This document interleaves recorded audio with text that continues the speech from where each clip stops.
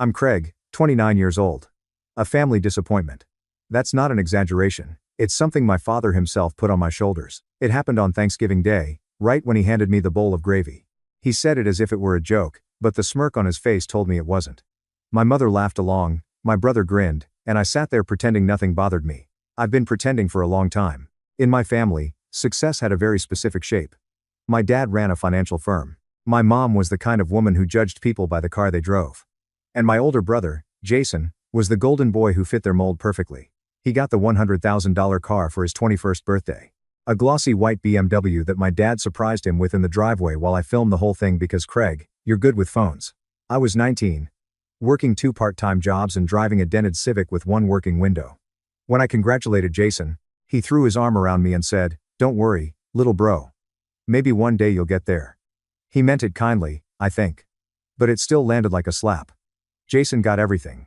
A fully paid condo downtown, a cushy job at dad's firm right after college, a $5,000 watch for graduation. Me, I didn't even get invited to the dinner they threw for him. Mom said it was more of a business networking thing and that I probably wouldn't fit in. That was the story of my life. Never fitting in, always standing just outside the frame. What made it worse was how subtle the digs became as I got older. When I dropped out of college to start my own business, they called it a phase. When that business failed, Dad sent me an article titled, "Why Most Startups Collapse Within 2 Years" with the caption, "Interesting read." Mom told people I was still figuring things out, which was her polite way of saying unemployed. At family gatherings, Jason would make these little comments like, "Hey, Craig, how's that next big idea coming along?" Followed by his girlfriend's giggle and a pitying glance from Mom. I learned to laugh it off because arguing never helped. It only confirmed their version of me: bitter, sensitive, unsuccessful. Still, I kept trying quietly while Jason posted photos from corporate retreats in Hawaii. I was coding in my apartment at 2 a.m. when Dad called to tell me I should come work for him for a few years and learn something real. I politely declined. He said, "Suit yourself," and hung up. I could hear the disappointment in his voice. Not even anger, just that quiet, condescending pity that hurt more than yelling ever could. The turning point started a few months before the Thanksgiving dinner that would change everything. I had been working on a small tech platform. Nothing fancy at first, just a tool to automate customer data for local businesses. It grew faster than I expected. Suddenly, investors were calling. I didn't tell my family, not because I wanted to hide it, but because I knew exactly how it would go. They'd either mock it or worse, act supportive while waiting for it to fail. I wanted to build something on my own terms, something real without the constant shadow of my dad's firm or Jason's perfect resume hovering over me. By that point, I had stopped showing up for most family events.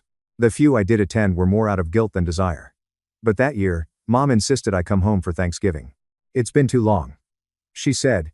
"Your brother's bringing his new girlfriend, and everyone's excited to see you." The way she said, everyone sounded rehearsed. I almost said no, but a small part of me, the part that still hoped maybe they'd finally treat me like more than a disappointment, said yes. The dinner was held at a country club because of course it was the kind of place where the napkins were folded like swans and the waiters wore white gloves. I arrived early wearing the only blazer I owned, a little wrinkled from sitting in my car. When I walked in, I saw my family already seated at a long table. Jason waved, grinning, "Look who decided to show up. The prodigal son returns." Everyone laughed. I smiled and sat down. I told myself I wouldn't let it get to me. Not tonight. But it didn't take long for the old routine to start.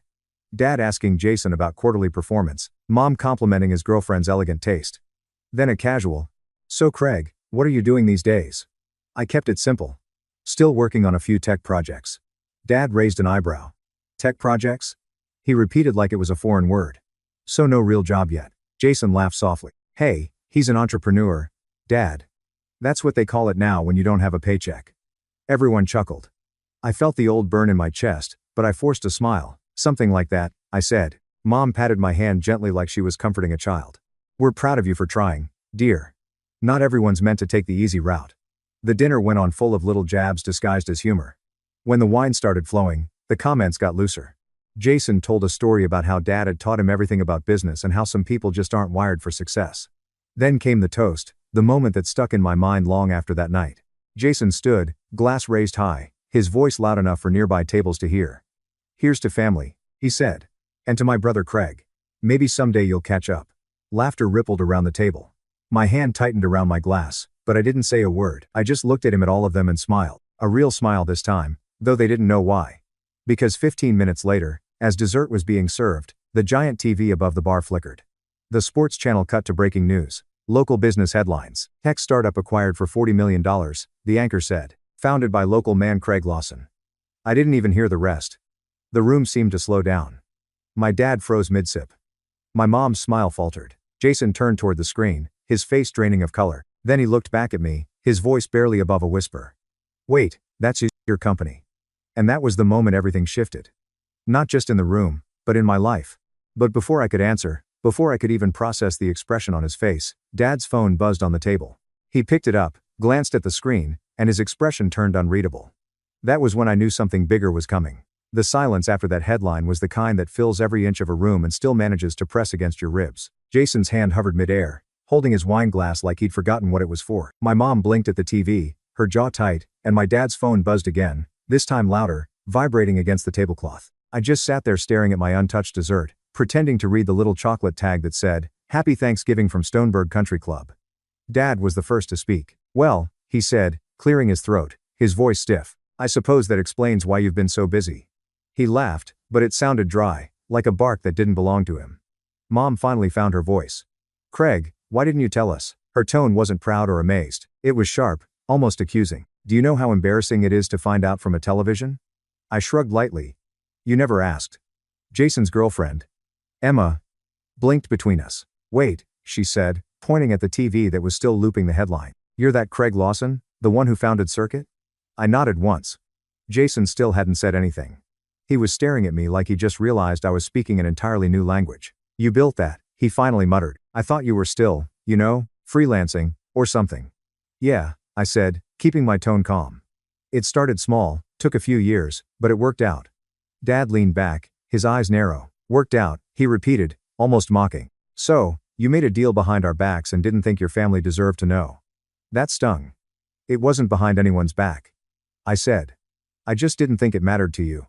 You've all made it pretty clear on the black sheep. Mom gasped quietly, hand to her chest. Oh, don't be dramatic, Craig. You've always taken things so personally. Jason finally found his footing. This is unreal, he said, shaking his head with a small laugh. So what now? Huh?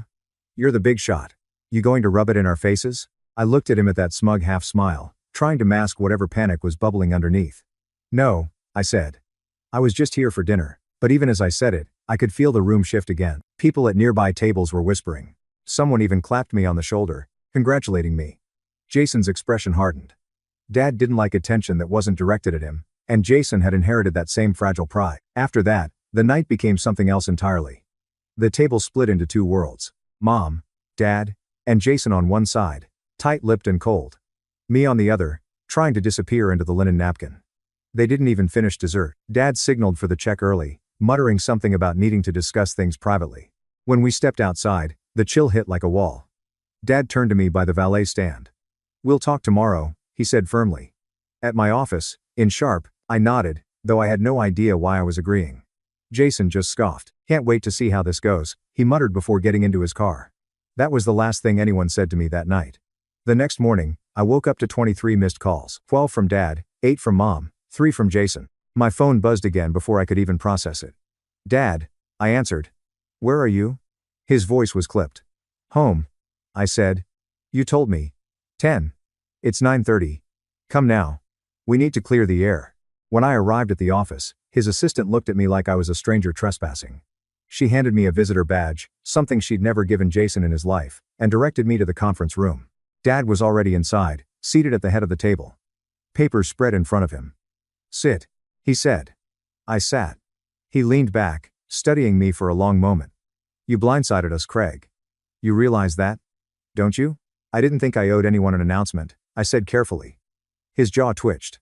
You're still part of this family. Whether you like it or not, what you do reflects on us. People are calling clients, colleagues, friends, asking why we didn't mention we had a son in tech. Do you know how that makes me look? That word look summed him up perfectly. My father cared more about appearances than truth. Always had. I didn't build the company for appearances. I said, it's not about you. His eyes went cold. Everything you do is about me. You carry my name, my reputation. You wouldn't even have the brains for that company if I hadn't paid for your education. I bit back a response. I'd paid my student loans myself after dropping out. He'd cut me off the second I left college, but arguing that now would just prove his point. In his mind, I was still the ungrateful kid. He slid a folder across the table. I spoke to some people, he said. We could bring you under the firm's umbrella, merge your work with ours. It would make sense. We can position it as a family success story. I stared at the folder. You want to take credit? I said flatly. He frowned. Don't be childish. It's business. You could use guidance managing that kind of money. Let us help. By us, he meant him. I stood slowly. Thanks, but I'm good on my own. His voice sharpened. Don't be foolish, Craig. I can help you avoid the kind of mistakes you're known for. I froze. Mistakes. He sighed like he pitied me. Your track record isn't exactly spotless. You've had failures. You lack discipline. Jason's got the right mindset. He could be a real asset to your company. There it was the pitch. You want Jason involved? I said. I want this family united. He corrected, which meant the same thing. I left before I said something I'd regret. That night, Mom called. Her voice was sugar over vinegar. Honey, your father just wants what's best. He's worried you're in over your head. I'm fine, Mom. I know, sweetie, but $40 million is a lot to handle. Maybe talk to Jason. He's got experience with these things. I laughed quietly. You mean Dad handles everything for him? She sighed. Craig, you always assume the worst, but I wasn't assuming. I'd lived it. Every time Jason stumbled, Dad cleaned it up. When Jason lost $60,000 in bad investments, Dad called it a learning opportunity. When I missed one rent payment years ago, Dad called it proof you're not responsible. For the next week, my phone wouldn't stop ringing. Jason sent me a long text about joining forces and doing something big together. I ignored it. Then came the dinner invite from Mom just to talk things through. Against my better judgment, I went. Dinner was at their house. The same one filled with pictures of Jason's graduation, Jason's awards, Jason shaking hands with Dad's business partners. There was exactly one photo of me shoved on a side table half cropped out of a family shot. Jason greeted me with a wide smile that didn't reach his eyes. Hey man, look at you, Mr. Big Deal. He clapped my shoulder a little too hard. Hey, I said, sitting down. Dad didn't waste time. Your brother's got a proposal, he said. Jason leaned forward. So, here's the idea. You've got the tech. I've got the connections. We can scale this thing tenfold. I bring in clients, investors, infrastructure. You handle the product. Equal partners. I blinked. Equal. He nodded. Earnestly. 50-50. Dad nodded approvingly like it was already decided. It's a win-win. You get stability. He gets exposure. Everyone benefits. I stared at both of them. You realize my company was just acquired. There's no partnership to offer. Jason smirked. Come on, man. Don't play coy. You'll start another one, right? You've got talent and we can back you this time properly. Mom placed her hand on mine. Craig, think about it. Family should help each other. I looked at their faces, hopeful, expectant, greedy. It wasn't about family. It was about control. They couldn't stand that I'd done something without them. I stood. Thanks for dinner, I said. Mom's smile faltered. Craig, I'm glad you're proud, I said, but I don't need managing partners or mentors or help. Dad's voice hardened. You're making a mistake. Maybe, I said, grabbing my coat. But it'll be my mistake. I left before they could stop me. That should have been the end of it, but of course, it wasn't. Over the next few days, Dad started calling people he knew in tech and finance circles, checking in, offering advice, clarifying details. It didn't take long before a few of my old contacts told me he'd been introducing himself as a key backer of my company. When I confronted him, he brushed it off. I'm just helping establish credibility, he said. Then Jason posted on LinkedIn a long self-congratulatory post about learning from family success stories. It included a picture of us at Thanksgiving and a caption that read, "Proud of my brother for carrying the Lawson name into tech innovation. Excited for what's next together." We weren't working together. Not even close. But he was already telling people we were. That's when I realized they weren't just trying to share the spotlight. They were trying to take it. And I knew exactly what I had to do next. But before I could act, something happened that changed everything. Something that showed me just how far they were willing to go to drag me back under their control. The betrayal didn't come as a sudden explosion. It came like a slow leak, quiet at first, almost invisible. But by the time I noticed, the damage was already spreading. It started with an email I wasn't supposed to see. I was sitting in a small cafe downtown, laptop open, headphones on, working through a round of post-acquisition logistics for my company when I got a message from my bank. At first, I thought it was a standard verification alert, but then I saw the subject line, "Request for account authorization, pending approval." The request came from Lawson Financial Group, my father's firm. They'd submitted a request to gain temporary financial oversight on my business accounts under the pretense of family trust management. It was flagged as suspicious because obviously I hadn't authorized anything. I froze. My coffee went cold while I reread the message 5 times, hoping I was misunderstanding it.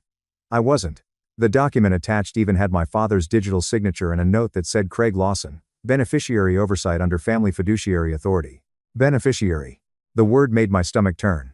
They were trying to legally classify my company earnings under the Lawson Family Trust, the one I'd been excluded from years ago. It wasn't just overreach. It was a full-on attempt to seize control. I called my father immediately. He picked up on the second ring, his tone as calm as ever. Craig, good timing. I was about to call you. What is this? I asked, my voice shaking. You try to access my business accounts. He sighed like I was overreacting. You're misinterpreting things. It's a standard oversight process. We're trying to help you manage your assets responsibly. I didn't ask for help. Craig. He said sharply. $40 million isn't a toy. You're young, impulsive, and inexperienced. If you make one bad investment, it all disappears. We're just protecting what's ours.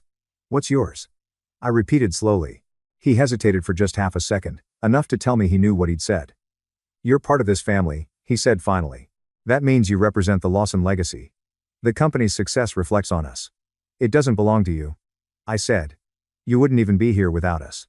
That was it. I hung up before I said something that would burn every bridge left. But it didn't stop there. Over the next few days, weird things started happening. My accountant called, confused, asking why there were duplicate inquiries on my tax documents. My lawyer mentioned that someone had tried to request information about my non-disclosure agreements from the acquisition firm. Someone else, anonymous, had even contacted one of the venture capital groups I'd worked with, asking if I'd ever mishandled funds. The pattern was obvious. My father and brother were trying to dig their way in through back channels, probably hoping to find something they could use as leverage. It all came to a head a week later when I got invited to what I thought was a networking brunch at a hotel downtown. The email looked legitimate, signed by one of Dad's old business acquaintances, a man named Richard Bennett. I almost declined, but curiosity got the better of me. I should have trusted my gut. When I arrived, I spotted them immediately. Dad, Mom, Jason, and Richard all seated at a private table in the corner. The moment I saw my father's expression, that smug half-smile, I knew I'd walked into a setup. Craig. Dad said, standing to greet me like this was some family reunion. Glad you could make it. What's going on? I asked, scanning their faces. Sit down, son, he said. We need to clear the air. Richard smiled politely, but he looked uncomfortable. Jason leaned back in his chair, arms crossed, smirking. Mom reached for my hand. Please, Craig, just listen. Dad started with a speech that sounded rehearsed. We all made mistakes in how this was handled, but we have an opportunity to set things right to work as a family. Richard here has been advising us on how to structure a joint trust. You'd maintain control over your company earnings, of course, but under family oversight. It's cleaner that way. I felt my pulse spike. You mean you'd control it? Dad shook his head, smiling thinly. Not control guide. You'd still be the face of it. Jason would just manage the financial aspects. He's good at that. Jason grinned. It's just numbers, bro. You focus on the tech. I'll handle the boring stuff. I looked at Richard and you're helping them with this. He shifted uncomfortably. Your father presented it as a family consensus. I assumed you were aware. My voice dropped. I wasn't. Dad's tone hardened. Don't be naive, Craig. You're in over your head. You don't understand how these things work. Mom chimed in softly. Honey, your father's just trying to protect you. You've always been so independent, but independence doesn't mean isolation. Jason chuckled under his breath. Yeah, man. Don't make this harder than it has to be. That's when something in me snapped. Not loudly, not dramatically, just quietly enough that I felt it in my bones. I stood up slowly. You really think you can just take what I built because it makes you uncomfortable that it's mine? Dad's face tightened. Watch your tone. No, I said, finally meeting his eyes. For once, you watch yours. The air went heavy. Mom looked like she might cry. Jason rolled his eyes. I'm not signing anything, I said. And if you try to touch my accounts again, I'll make it public. Dad scoffed. Don't threaten me, boy. You wouldn't dare embarrass this family. Maybe you're right, I said. Maybe I won't have to. I left. But even as I walked out, I could feel Jason's glare on my back like a warning. That night, the real betrayal hit. I was at home, half asleep, when my phone exploded with notifications. Dozens of messages, emails, and calls. My business Slack was going crazy. A client had posted on social media tagging me directly. Disappointed to learn about the internal misconduct at Circuit. Hope this isn't true, Craig. My stomach dropped. I opened my laptop and saw it. A leaked document thread online, supposedly exposing how I'd falsified company data before the acquisition. The files were doctored, but they looked real. Internal memos, spreadsheets, even fake email chains. Whoever did it knew exactly what they were doing. My phone buzzed again. It was my head of operations, Maya, calling in a panic. Craig, what's going on? Investors are asking for statements. I don't know, I said, already pulling up the documents, but someone's trying to take us down. Within an hour, I traced the first leak to an IP address, one linked to Lawson Financial Group. I sat there in my dark apartment, staring at the glow of the screen, feeling the kind of cold that comes from betrayal you can't quite process yet. My own family had sabotaged me. Not just embarrassed me, trying to destroy everything I built. I confronted them the next morning, walked straight into my father's office without knocking. He didn't even look surprised. You went too far, I said. He looked up from his desk, unbothered. Careful what you accuse people of. You leaked fake documents. You tried to ruin me. I protected our name, he said flatly. People talk, Craig. They ask questions. You're not prepared for that kind of scrutiny. I simply redirected the narrative. Jason leaned against the doorway, arms crossed. Relax, man. No one believes that stuff. Then why do it? I demanded. He smirked. Because you needed a reminder. You don't get to cut us out. Not after everything we've done for you. Everything they'd done for me. The irony burned. I didn't shout. I didn't threaten. I just looked at both of them and said, "You've made a mistake you can't undo." Dad's eyes narrowed. Is that a threat? No, I said, my voice calm. It's a promise. I walked out without another word. But later that week, something else happened. Something that made my father's betrayal look almost small in comparison. A letter arrived at my door. No name, no return address. Inside was a printed email thread between Jason and one of my acquisition partners. The message was short but devastating. Hey, appreciate your time earlier. Just to confirm, the offer still stands. We'd be willing to negotiate directly if Craig steps back. Family would make a much better public face for Circuit. We can handle the optics quietly. It was signed. Jason Lawson. That was the moment the last bit of doubt left me. They weren't just trying to share my success. They wanted to take it. And if they thought I'd just let that happen, they hadn't learned a thing about me. I didn't sleep that night. I couldn't. The letter sat on my desk like a quiet confession. Those printed words burned into my brain. Family would make a much better public face for Circuit. Jason's name at the bottom looked almost smug on the page, as if he'd signed it with pride. I must have reread it 50 times, each time feeling another part of me crack. My brother, the same brother I'd once shared bunk beds with. The same brother who'd promised when we were kids that we'd always have each other's backs. He'd sold me out, not for survival, not even for necessity, but for the spotlight. By morning, my phone was a battlefield. Investors were jittery. Partners were confused and the acquisition team had suspended all press communications until they resolved internal inconsistencies. I was suddenly radioactive. The story my father's firm had helped circulate that I'd faked data had spread further than I realized. Even though it was false, the doubt was enough to make people hesitate. And that's all it takes in business. One pause, one whisper, one rumor. Maya called again around noon. Her voice was shaky but calm. Craig, I just came from a meeting with the PR firm. They said your father's office called them, offering to handle crisis management for Circuit Tech under the family name. I laughed, but it came out hollow. Of course, they did. She hesitated. Are you okay? I stared at the wall. Not really. After we hung up, I just sat there, blinds half closed, sunlight cutting across my desk, my laptop humming quietly. It's strange how silence can feel heavier than shouting. I'd built my company from nothing. Fought through years of failure, loneliness, doubt, but I'd never expected the final blow to come from my own blood. Over the next week, things spiraled faster.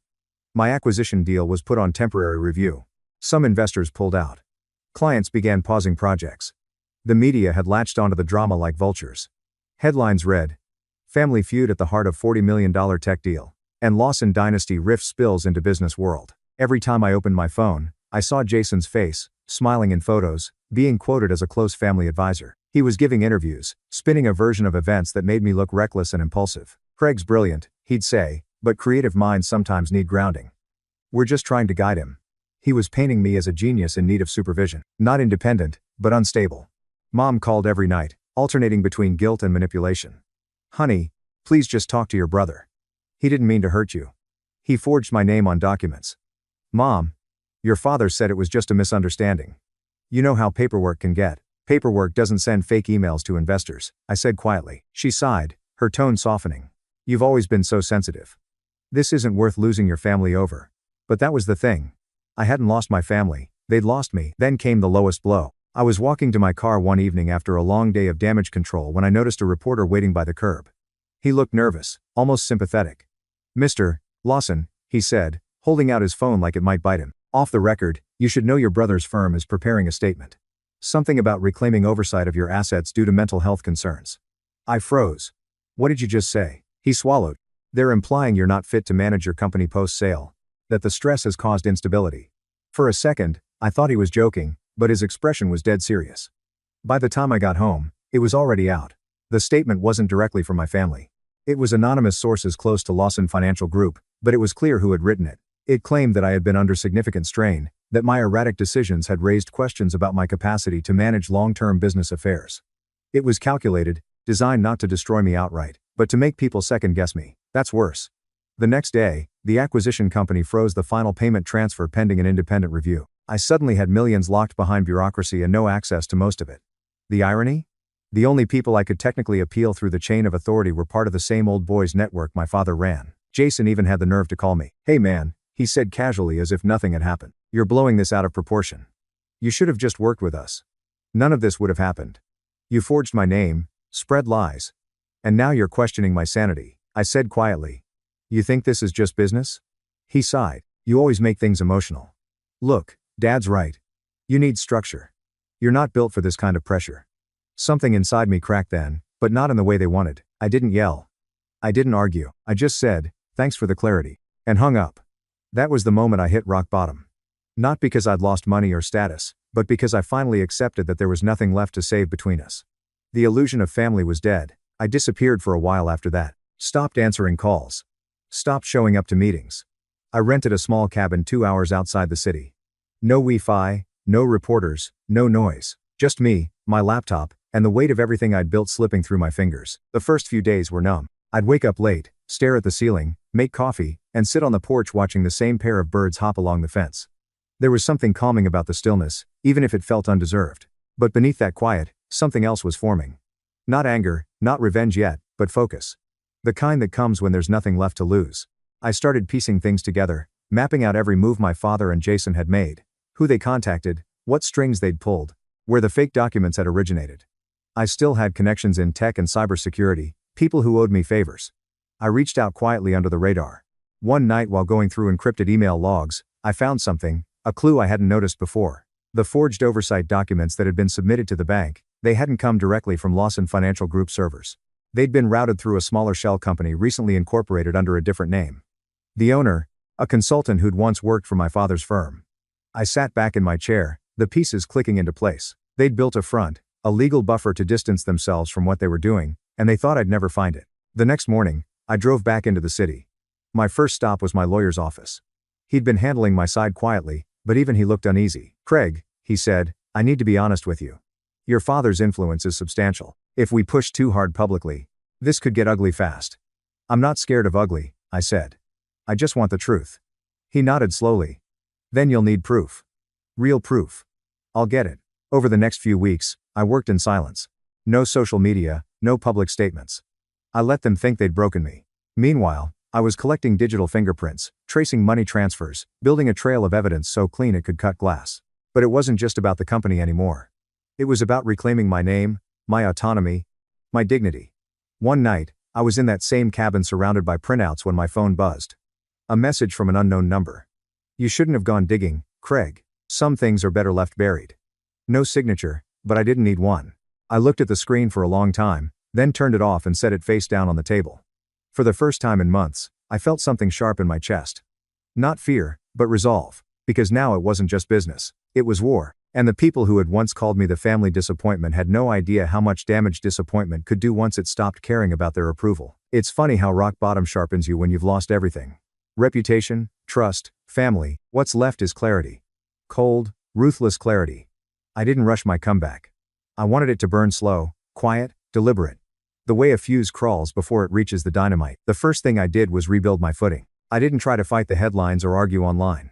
I'd learned something from watching my father operate. People forget noise, but remember proof, so I started with what I could control. I called Maya. She sounded hesitant at first, probably wondering if I was about to announce I was quitting. "Craig, it's been weeks. How are you?" "I'm fine," I said, though that was a stretch. "Listen, I need your help with something." Off the record, there was a pause. "Then I'm listening." Over the next hour, I laid everything out. The fake financial oversight requests, The shell company tied to my father, the leaked emails, Jason's attempt to negotiate behind my back. I didn't tell her about the anonymous text. Not yet. Maya was quiet for a long time. Then she said something that stuck with me. They made one mistake. What's that? They underestimated you. That single line flipped a switch in me. We started small, reclaiming control over what they'd taken. Maya reached out to key clients one by one under the radar, assuring them the allegations were being investigated. I hired an independent auditor to verify every shred of Circuit's financial history. Within a week, the auditor's report came back. Everything was clean, no data manipulation, no fraud, nothing but excellence. That gave us leverage. Not enough to restore the acquisition yet, but enough to plant doubt about my father's concerns. Next, I met with an old friend, Tomas, a cybersecurity expert I'd helped years ago when his startup almost collapsed. He owed me one. When I told him about the forged documents and the shell company, he grinned. You want me to find who really did it? I want you to make it undeniable. For 2 weeks, Tomas dug into digital mods. Every night, he'd send me updates, IP traces, VPN logs, server timestamps, the works. It was a ghost hunt until one night he called me, excitement in his voice. Got something? You're going to like this. He'd traced the origin of the forged documents to a laptop registered under Lawson Financial's network, specifically Jason's credentials. But here's where it got interesting. The files were uploaded from a remote connection during business hours when Jason was supposedly off-site meeting clients, meaning he tried to cover his tracks by bouncing through the firm's proxy, but Tomas had pieced it back together. It was enough, not to take them down yet, but enough to start planning how. Meanwhile, something else started to happen. The narrative began shifting. A tech journalist who'd covered my acquisition months earlier reached out privately. I've heard whispers about what your family's been doing. If you're ready to talk, I'll listen. I didn't respond right away. Timing mattered. I wanted all the dominoes in place first. Then came the call I'd been waiting for from the acquisition company's legal division. Mr. Lawson, the attorney said, the review is complete. Your name has been cleared.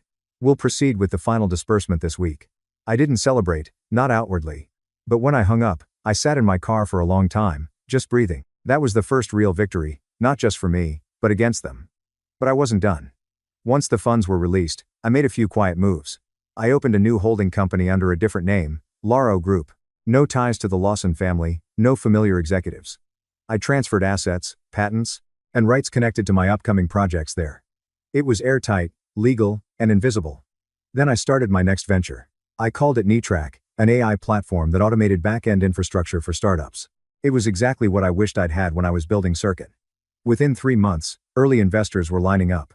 Within 6, it was already valued at $10 million privately. I made sure no public filings mentioned my last name. While I was rebuilding, Jason was busy imploding. His guidance narrative was losing traction. Without my silence to fuel it, the press started digging.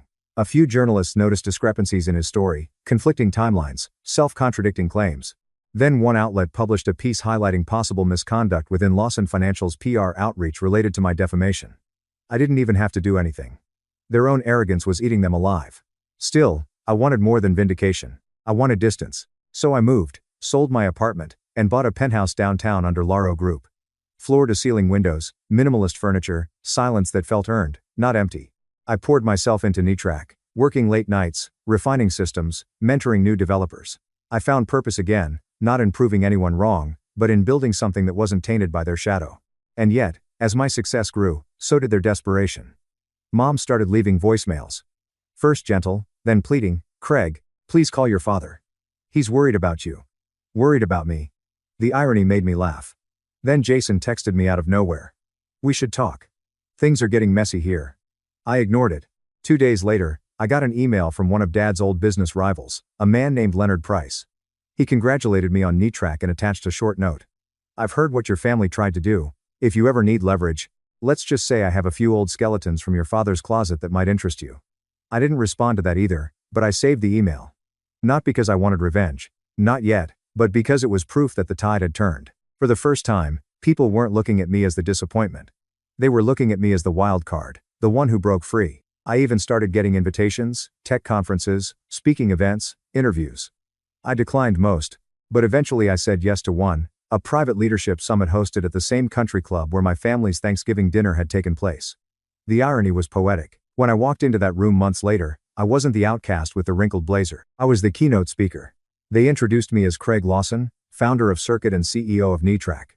I didn't correct them about the last name. Not yet. The speech went perfectly. I talked about resilience, innovation, and what it means to build something when no one believes in you. But halfway through, I caught movement near the back, a familiar face. Jason standing by the door, arms folded, pretending to be casual. Our eyes met for a second. He smiled, that same fake, confident smile I'd grown up with. But there was something different this time. It wasn't arrogance. It was discomfort. After the speech, he cornered me near the bar. "Didn't know you'd be here," he said, trying to sound light. "Guess you didn't check the guest list." He laughed awkwardly. "You've been busy. Netrack all over the news. Impressive stuff." I didn't reply. He shifted, his tone softening. "Look, things at Dad's firm. They're not great. He's under investigation. Some client losses. A few bad trades. He's not handling it well." I sipped my drink. "That's unfortunate." Jason's jaw tightened. "Come on. Man, you don't have to act like this. We're family, are we?" He exhaled, frustrated. "You can't seriously hold a grudge forever. You won. Isn't that enough?" I looked at him for a long moment, then said quietly, "You still think this was about winning?" He didn't answer. That night, I drove home in silence, city lights streaking past the windshield. I should have felt satisfied, vindicated even. But deep down, I knew this wasn't over. They hadn't learned anything. They hadn't apologized. They hadn't even acknowledged what they did. Still, life was finally stable. Netrack was booming, my reputation restored, and the acquisition funds safely under my control. The same people who once ignored me now wanted to partner with me. My name was quietly building weight in circles my father could never reach. And yet, there was still a part of me, that quiet, buried part that wanted closure. Not revenge, just truth laid bare. That chance came a month later when I received a call from a journalist who'd been investigating Lawson Financial for months. "Mr. Lawson," she said, "you might want to see something before it goes public." She sent me a file, dozens of internal documents, recordings, emails. It was everything. Illegal transfers, fake partnerships, manipulation of client funds, all of it pointing to my father's firm and Jason's involvement. I scrolled through the evidence, my heart pounding. For the first time, I realized I wasn't just holding proof of their betrayal. I was holding power, and I knew exactly how to use it. But before I did, I wanted to see just how far they'd fall on their own. So, I waited silently as the walls began to close in on the Lawson empire. It started with whispers, then audits, then finally something that even my father couldn't buy his way out of, a federal investigation. When the investigation into Lawson Financial became public, I didn't have to lift a finger. News outlets that once ignored me were now plastering headlines across every feed. Lawson Financial under federal scrutiny for fraudulent activity. It was almost poetic. The same machine that had once chewed up my name was now turning on my father's empire. But I wasn't celebrating. Not yet. I'd learned to wait to let people show how desperate they could get before the final push. Within a week, Jason called me. I let it ring twice before answering. "Craig," his voice cracked slightly. "You've seen the news." "I have." He exhaled shakily. "They're saying we doctored documents. That we falsified financials. You know that's not true." "Oh, I do," I said calmly. "I know exactly who falsified documents." There was silence. Then a nervous laugh. "Okay, look, I made mistakes, but I didn't do that. It was Dad's idea. He said we had to protect the family name. I was just following orders." Jason always reverted to that. The obedient son defense convenient when things got messy. "I can't help you. I said you made your choices." "Craig, please," he said, desperation bleeding into his tone. "They're coming for me now. I need you to talk to your contacts, the tech press, the auditors. Tell them I had nothing to do with it." I stared out my window, city lights glinting like cold stars against the skyline. "You didn't have a problem using my name when it suited you," I said quietly. "Now you want me to clean yours? Come on, man. You're not really going to just watch me go down." "I'm not watching," I said. "I'm remembering." I hung up, but I wasn't done. His panic gave me something I'd been waiting for. Timing. If Jason was breaking, that meant Dad was cornered. And when men like my father feel cornered, they start making sloppy moves. Through Tomas, I learned the investigation had traced one of the shell company accounts to an offshore fund in Dad's name. The same one he'd used years ago to hide money during a market scandal. That account, Tomas discovered, was still active. Worse, it had recent transactions, including payments to the consultant who forged my documents. It was the missing piece. I met Tomas in a dim cafe that night. He slid a flash drive across the table. "Everything you need. Transaction history, transfer records, timestamps." They tried to erase them, but I found backups. I picked it up carefully. This could ruin him. Tomas smirked. "That's the point, right?" But I didn't want just ruin. I wanted revelation. A moment they couldn't talk their way out of where every mask fell off in front of witnesses who mattered. And Thanksgiving was coming again. Mom sent the usual group message. Family dinner, same place, 6 p.m. Let's put the past behind us. I almost deleted it. Then I realized it was the perfect stage. When the night came, I arrived early. Same country club, same polished silverware, same warm lighting. The last time I'd walked in here, I was the disappointment. This time, I was the storm they didn't see coming. They arrived one by one. Mom first, dressed like she was attending a photo shoot. Then Jason, pale and tense. And finally, Dad, looking worn down, though still trying to project authority. He greeted me with forced warmth. "Craig, glad you came." I nodded. Wouldn't miss it. We made small talk. It was brittle. Every word felt like it might shatter. Halfway through dinner, Jason finally snapped. "Are you happy now?" he asked, voice tight. "You got what you wanted. The company's collapsing. Dad's reputation is shot. My career's done." I set my fork down. "You did that yourselves." Dad's tone sharpened. "Don't take that tone with your brother. He's paid enough for your grudge." "My grudge," I said softly. "You framed me. You stole from me. You tried to bury me. And now you want pity." He leaned forward. Eyes cold. "You're still bitter. You think success makes you righteous?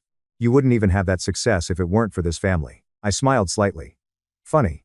I used to believe that, too. Then I pulled out my phone, opened a file, and slid it across the table. It was Tomas's compilation, time-stamped bank records, emails, offshore transfers, everything. Dad's expression froze. Jason leaned in and went white. Mom just whispered, "What is this?" "Proof," I said simply. "Every transfer. Every forgery. Every payment tied to your consultant. It's all there. You didn't just break the law. You tried to drag my name through it, too." Dad's hand trembled slightly, though he tried to hide it by folding his napkin.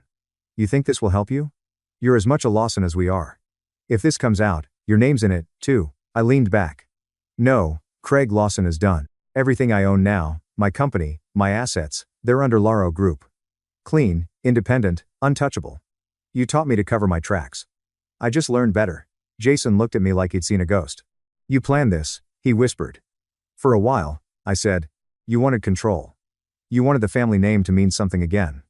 Well, now it will." Dad glared at me. Fury barely contained. "You wouldn't dare expose your own father." I looked him dead in the eye. "You stopped being my father when you tried to destroy me." For a long time, no one said anything. The only sound was the soft hum of the dining room and the distant clink of glass. Then I stood. "You should probably call your lawyer," I said. "Because tomorrow morning this goes to the investigators. All of it." Mom grabbed my arm. "Craig, please don't do this. You'll ruin us." I paused. "You ruined me first." Then I walked out. The next morning, I didn't send the file. Not to the authorities. Not yet. I sent it to the journalist who'd contacted me months earlier. She'd been waiting for a follow-up, and I gave her everything. Within 48 hours, the story broke. New evidence links Lawson Financial to international fraud ring. Sources suggest internal whistleblower. The photos were everywhere. Dad leaving his office surrounded by reporters. Jason shielding his face from cameras. Mom looking lost in the background. By the end of the week, federal agents raided Lawson Financial's headquarters. Accounts were frozen, assets seized. Jason was named as a cooperating witness, which told me he turned on Dad the second things got bad. Typical. I didn't make any public statement. I didn't need to. The truth spoke louder than I ever could. But the best part came later that month when the same news channel that had once broadcast my company's acquisition now ran a special segment on the fall of Lawson Financial. The reporter ended with a line that almost made me laugh. Ironically, the family's estranged son, tech entrepreneur Craig Lawson, appears to be the only member who emerged unscathed and more successful than ever. I turned off the TV, sat back in silence, and let that sentence settle. They'd spent years calling me the disappointment. Now, I was the only thing left standing with a Lawson name, and the world finally knew why. But what they didn't know was that I wasn't done yet. Because I just received a letter, not from a lawyer, not from a journalist, but from someone I hadn't expected to hear from again. A letter that would change what I planned to do next. The letter came on a gray December morning, slipped under my apartment door without a return address. The envelope was plain, the handwriting careful but trembling. I recognized it immediately, my mother's. For a moment, I thought about throwing it away, but curiosity won. Inside was a single page. Her words were short, uneven. "Craig, your father's been charged. They came to the house last night. Jason gave them everything to save himself. He's under investigation, too. I don't expect forgiveness, but I needed you to know that we never stopped loving you. We just didn't understand you. And now it's too late. I hope you find peace. Please don't come here. It's better if you remember us the way we were before all of this. Love." Mom, I set the letter down and stared at it for a long time. There was no satisfaction in it. Not the kind you see in movies. Just quiet, heavy, final quiet. A few days later, the verdicts began rolling in. My father's empire collapsed publicly and painfully. He was found guilty of fraud, tax evasion, and obstruction of justice. The same financial press that had once worshipped him now picked apart every lie he'd built. Reporters described how he'd used his firm to manipulate markets and cover illegal transfers, and how the cover-up began when he tried to protect his family's image. Jason wasn't spared either. He struck a deal to avoid prison, but his career was finished. Every major financial institution cut ties with him. He moved out of his downtown condo, his name scrubbed from company registries. His once lavish life reduced to a series of apologies no one cared to hear. Mom disappeared from the public eye. She sold the family home quietly and moved out of state. I didn't hear from her again, though sometimes I caught myself wondering if she'd ever found peace. As for me, the irony was I didn't have to lift a single finger once the truth came out. Everything they'd used against me became their undoing. The documents they forged, the lies they spread, the arrogance that made them believe they could control everything. It all came back around perfectly, almost poetically. The night my father's sentencing aired on the news, I sat alone in my office, the city glowing beneath the window. The reporter's voice droned softly in the background. Former financial executive Harold Lawson sentenced to 12 years in federal prison. His son Jason Lawson has entered a plea agreement and is cooperating with investigators. I muted the TV. For the first time in my life, there was no anger left. No noise, just clarity.